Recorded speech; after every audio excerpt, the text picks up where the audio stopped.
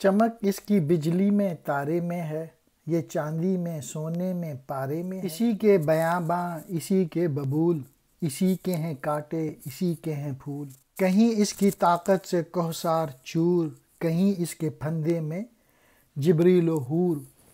پارا مرکری کو کہتے ہیں، بیاباں جنگل، ببول کیکر کے درخت، کوثر چور پہاڑ ریزہ ریزہ، پھندا جال۔ ان شعروں میں اقبال نے زندگی کے اسرار بتائیں اور ان سے پردہ اٹھایا ہے۔ اگر گہرائی سے جائزہ لیا جائے تو زندگی عالمی سطح پر بے شمار اشیاء میں نظر آتی ہے، کبھی بجلی کے تاروں میں، کبھی ستاروں میں، کبھی چاندی سونے میں۔ زندگی ہی بدولت صحرا اور اس کے کانٹے دار درخت اور پھول نشوونما پاتے ہیں۔ زندگی جو ہے وہ پہاڑوں کو بھی ریزہ کر سکتی ہے، اور انسان میں اگر روحانی قوت موجود ہے تو وہ فرشتوں اور حوروں تک پہنچ سکتے ہیں۔